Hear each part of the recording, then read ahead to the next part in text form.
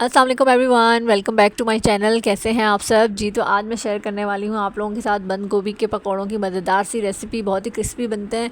और इससे पहले कि हम रेसिपी की तरफ चलें, अगर आपने चैनल को अब तक सब्सक्राइब नहीं किया है तो प्लीज़ चैनल को सब्सक्राइब कर लें। अच्छा जी, रेसिपी की तरफ चलते हैं। यहाँ पर मैंने सबसे पहले हाफ़ कप के करीब बंद गोभी ली है। इसको मैंने जो है लंबा लंबा इस तरह से काट ली है। इसके बाद ये जाएगा इसमें। इसके बाद मैं डालूँगी इसमें एक छोटे साइज़ का मैंने आलू इसी तरह से लंबा लंबा काट लिया, वो भी मैं इसमें ऐड कर दूँगी।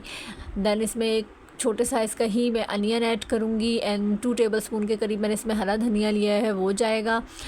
बेसन इसमें 5 to 6 टेबलस्पून के करीब जाएगा। अगर आपको कम लगे तो आप ज़्यादा भी ऐड कर सकते हैं। देन मैंने इसमें 1 टीस्पून सूखा धनिया, 1 टीस्पून मेथी, 1 कसूरी मेथी, 1 टीस्पून क्रश रेड चिली, हस्बे जायका नमक एंड एक चुटकी के करीब अजवाइन ली है। 1 टीस्पून ही मैंने इसमें गरम मसाला पाउडर ऐड किया है। देन मैं इसमें इतना वाटर ऐड करूँगी कि ये एक थिक सी कंसिस्टेंसी में रेडी हो जाए। बहुत ज़्यादा रनी नहीं बनाना आपको और बहुत ज़्यादा बेसन भी ऐड नहीं कीजिएगा, वरना पकौड़े क्रिस्पी नहीं बनेंगे। देन हम अपने दरमियाना जो है, हमारा जब तेल गर्म हो जाएगा इसमें ये ऐड डाल देंगे। बहुत ज़्यादा गर्म तेल में ना डालिएगा, अदरवाइज़ पकौड़े बाहर से तो ब्राउन हो जाते हैं, अंदर से आलू और हमारे कच्चे रह जाते हैं।